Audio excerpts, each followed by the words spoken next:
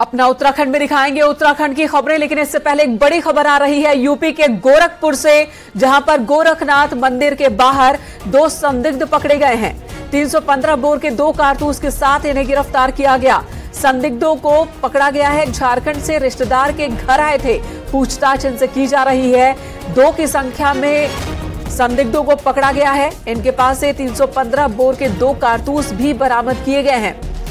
गोरखनाथ मंदिर के बाहर से इन्हें पकड़ा गया है। इनसे पूछताछ की जा रही है। संदेह है इन पर कि आखिर 315 बोर के कारतूस इनके पास क्या कर रहे थे। झारखंड से अपने एक रिश्तेदार के यहां ये आए थे।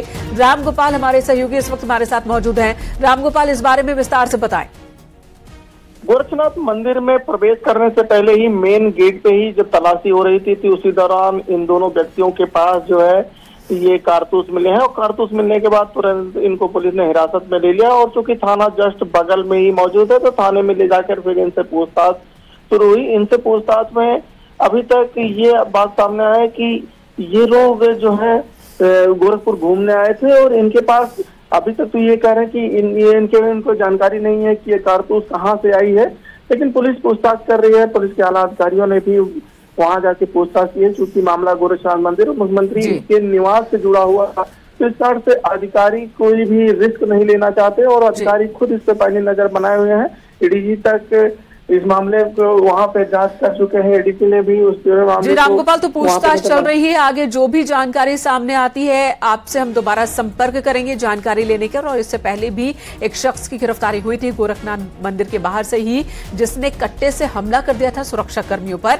और आज 2 संदिग्धों को पकड़ा गया है। इनके पास से 315 बोर के 2 कारतूस मिले हैं। सवाल यही है कि कारतूस इनके पास क्या कर रहे थे, ये लोग यहाँ क्यों आए थे।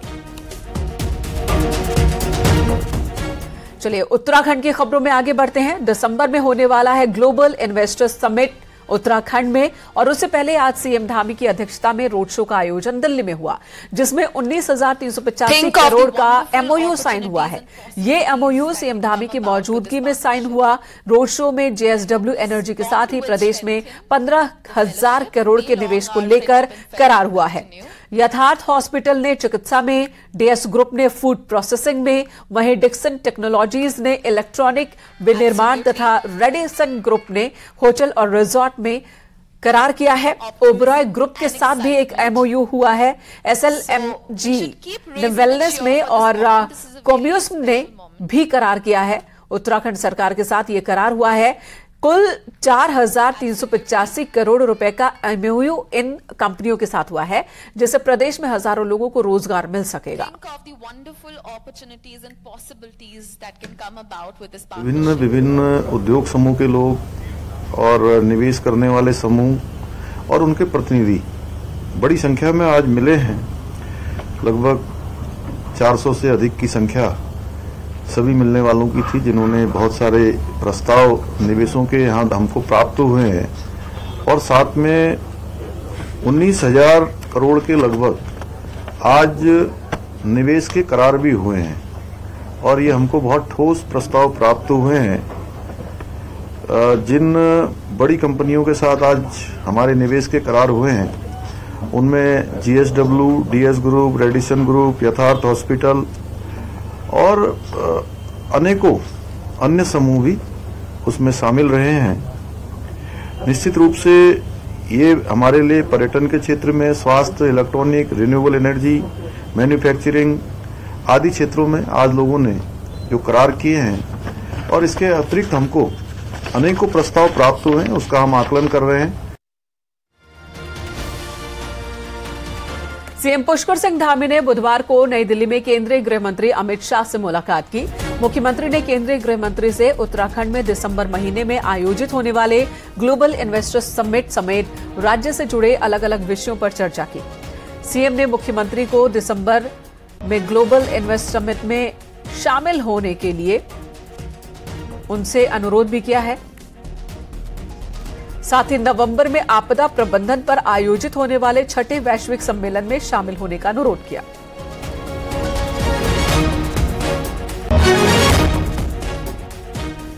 इधर पूर्व सीएम त्रिवेंद्र सिंह रावत ने बुधवार को बीजेपी के राष्ट्रीय अध्यक्ष जेपी नड्डा से मुलाकात की है। दोनों नेताओं के बीच प्रदेश के विकास के साथ ही कई दूसरे मुद्दों पर चर्चा हुई। आपको बता दें, पिछले 2 दिन से त्रिवेंद्र सिंह रावत दिल्ली दौरे पर हैं।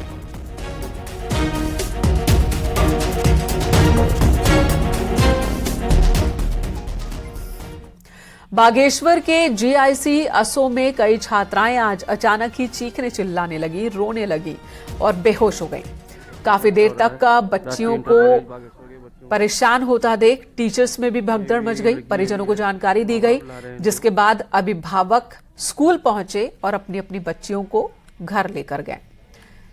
करीब 10 से 15 छात्राएं इस तरह से रोती हुई दिखी। मास हिस्टीरिया का इसे मामला माना जा रहा है। इससे पहले पिछले साल रेखौली स्कूल में भी इसी तरह का मामला सामने आया था। घर से सही जा रहे हैं, स्कूल में वहाँ परेशान हो जा रहे हैं। 4-5 आदमी वहाँ उनको लेने के लिए जा रहे हैं, वो भी परेशान हो जा रहे हैं। और कितने बजे की घटना है आज?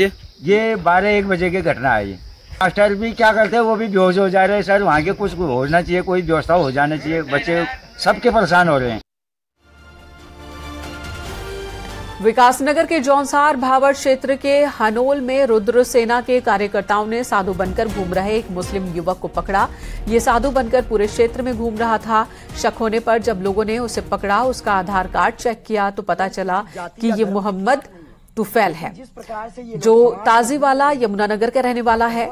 जौनसार भाभर के इस क्षेत्र में तकरीबन दर्जन भर ऐसे लोग घूम रहे हैं। लोगों का कहना है जो नकली साधु हैं और बाहरी लोगों के सत्यापन की मांग अब स्थानीय लोगों की ओर से उठाई जा रही है। मोहम्मद तुफैल, मेरे कहने का मतलब ये है कि हम किसी जाति या धर्म के खिलाफ नहीं है, लेकिन जिस प्रकार से ये लोग समाज में घूम रहे हैं, आप भगवा वस्त्र देखेंगे आप तो इस तरीके से भगवा वस्त्र देख रहे हैं, ये कटे हुए हैं। ये कोई बाबा नहीं है, ये आम एक व्यक्ति है जो कि आप नाम देखेंगे, ये नाम है खुशबीन और पिताजी का नाम देखोगे आप तुफैल, मोहम्मद तुफैल।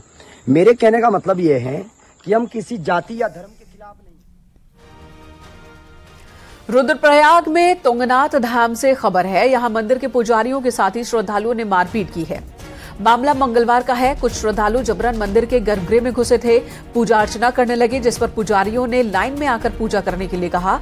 कुछ देर तक श्रद्धालु अपने दूसरे साथियों को लेकर आए। कुछ देर बाद ही और फिर पुजारी पर हमला शुरू कर दिया। पुजारी चोटिल हो गए, श्रद्धालु वहां से भाग निकले। उस वक्त तुंगनाथ धाम में नेटवर्क की दिक्कत होने की वजह से बुधवार को पुजारियों ने उखीमठ थाने में रिपोर्ट दर्ज करवाया है। पुलिस अब कार्रवाई में जुटी है।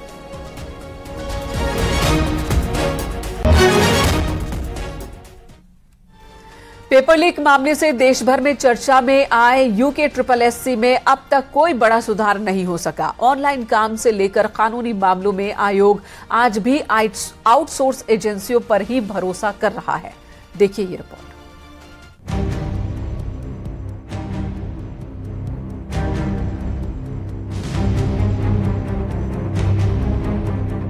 ये उत्तराखंड का वही अपना अधीनस्थ सेवा चयन आयोग है, जिसके गठन से लेकर अब तक की 5 बड़ी परीक्षाओं में पेपर लीक होने का मामला देश भर में सुर्खियों में बना रहा। जांच में सामने आया कि परीक्षा पेपर छापने वाली कंपनी के मालिक से लेकर आयोग के कुछ लोग भी इस धंधे में मिले हुए थे। सरकार के सख्त रुख के बाद 60 लोगों को जेल की सलाखों के पीछे जाना पड़ा, लेकिन आज भी आयोग संसाधनों के अभाव में सफेद हाथी बना हुआ है।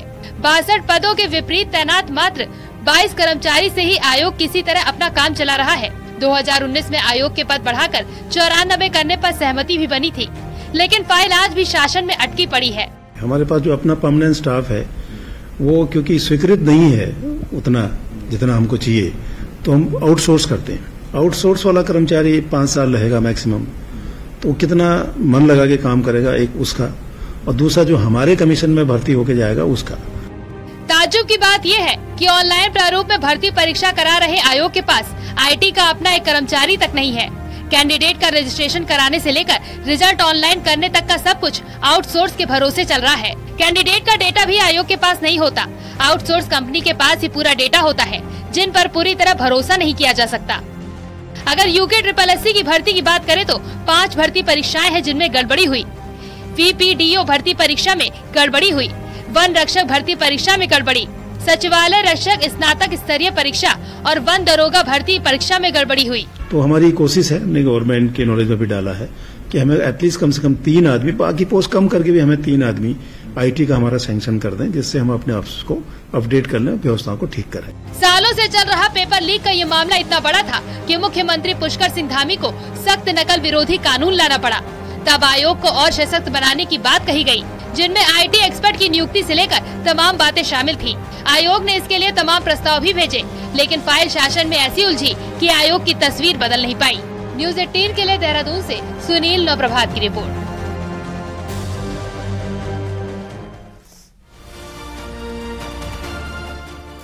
इधर उत्तरकाशी के चिन्यालीसौड़ ब्लॉक के दिलची वार्ड में कल पंचायत सदस्य का उपचुनाव होना है और इसके लिए 22 मतदान केंद्र बनाए गए हैं। मतदान पार्टी इन केंद्रों के लिए रवाना हो चुकी है। दिचली वार्ड में जिला पंचायत सदस्य के रिक्त पद के लिए 2 प्रत्याशी मैदान में हैं। 22 मतदान केंद्र पर कुल 11,312 मतदाता अपने मताधिकार का इस्तेमाल करेंगे। कल सुबह 8 बजे से मतदान की शुरुआत होगी। मतगणना 7 अक्टूबर को होगी।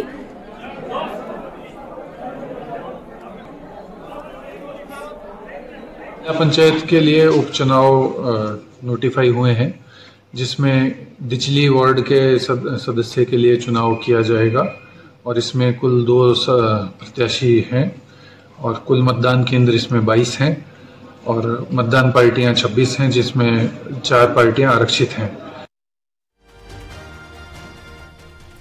धर्मनगरी हरिद्वार में 3 रशियन जोड़े हिंदू संस्कृति से इतने प्रभावित हुए कि उन्होंने हिंदू रीति रिवाज से शादी करने का फैसला लिया। अखंड परमधाम आश्रम में तीनों जोड़ों ने शादी की और 7 जन्मों तक साथ निभाने का वादा किया। कुछ दिनों पहले रूस के 50 नागरिकों का एक दल आध्यात्मिक यात्रा पर हरिद्वार पहुंचा था। इन सभी ने यहां पर योग और ध्यान कर भारतीय संस्कृति को जाना। भारतीय संस्कृति से रूसी दल के 3 जोड़े इतने प्रभावित हुए कि इन्होंने हिंदू रीति रिवाज से शादी की। मंत्रोच्चारण के साथ अग्नि को साक्षी मानकर इन्होंने 7 फेरे लिए। तस्वीरें इस वक्त आपके सामने हैं। नहीं है, हमारी ओर से इतना ही है कि हम लोग चाहते हैं कि पति पत्नी रोज न बदलते रहें, भारतीय संस्कृति के अनुसार विवाह करके रहें, तो इनको उससे प्रेरणा मिली है। तो इन्होंने संकल्प लिया है, इनको बताया है कि हमारे यहाँ शादी का मतलब फिर छोड़ना नहीं होता, हम अंतिम सांस तक ही नहीं 7 जन्म तक साथ रहने का संकल्प लेते हैं। और ये सब उन्होंने सोच विचार करके ये संकल्प लिया और उन्होंने शादी करने को स्वीकार किया। जो लोग शादी कर रहे हैं तो बोल रहे थे इनको कि आशीर्वाद, हमारी कंट्री में आशीर्वाद दे रहे हैं कि 7 जन्म साथ रहेंगे। तो लोग हंसने लगे, बोल रहे कि ये हमें बधाई दे रहे हैं, ये आशीर्वाद दे रहे हैं। फिर तब ये बताने लगे कि इंडिया में, भारत में लोग 7 जन्म तक साथ में रहते हैं। रामनगर के अमन कुमार ने राज्य स्तरीय खेलकूद प्रतियोगिता में तैराकी के सिल्वर मेडल जीता है तैराकी के दौरान, जिसके बाद अब उन्हें नेशनल के लिए सेलेक्ट कर लिया गया। अमन राष्ट्रीय खेलों में गोल्ड मेडल जीतना चाहते हैं। वहीं कोसी नदी में तैरना सीखने वाले अमन के साथ अब बड़ी मुश्किल खड़ी हो गई है। आर्थिक तंगी की वजह से अमन स्विमिंग पूल का किराया अफोर्ड नहीं कर पा रहे हैं, उनकी प्रैक्टिस नहीं हो पा रही है।